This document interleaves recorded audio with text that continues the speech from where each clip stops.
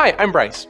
In Matthew 5:44, Jesus tells us to love our enemies and pray for our persecutors.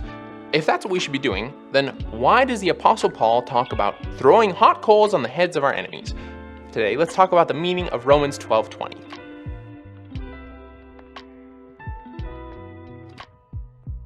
In Romans 12, Paul starts off by saying that followers of Christ should act differently from the rest of the world.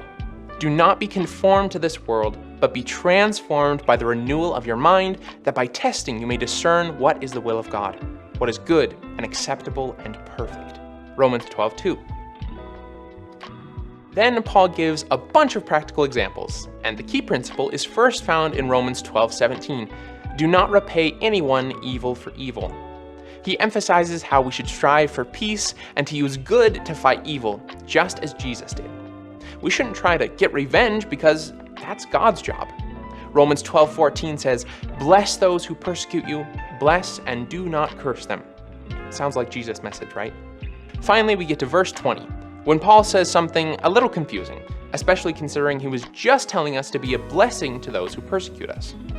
If your enemy is hungry, feed him. If he is thirsty, give him something to drink, for by doing so, you will heap burning coals on his head. Romans 12:20.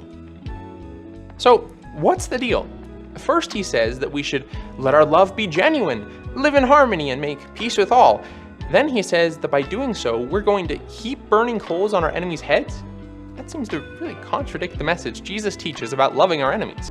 Well, whenever a phrase or passage in the Bible is confusing, it's always a good idea to look at it in context. That means using the rest of that passage, chapter, or section to interpret the author's meaning. The first thing we need to do is note that Romans 12:20 is actually quoting Proverbs 25:21-22. Look it up, it's a direct quote. Biblical scholars have long studied what the phrase to heap burning coals meant in those days, and there are a couple theories that basically mean the same thing.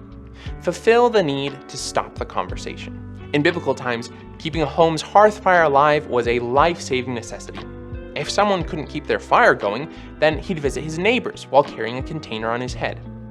He would ask for hot coals to rekindle his fire, and putting coals in this container would benefit him, fulfilling his need and helping him. In Romans 12:20, Paul is saying to pay kindness to your enemies instead of trying to hurt them. Don't allow their mean or sinful actions to control you. Make the decision to choose peace as your response.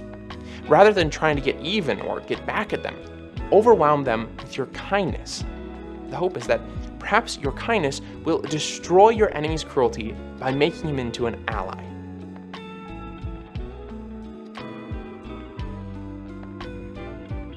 If you like this video, give it a thumbs up and subscribe. We answer questions like this every day, so head over to 412teens.org to ask your own spiritual questions.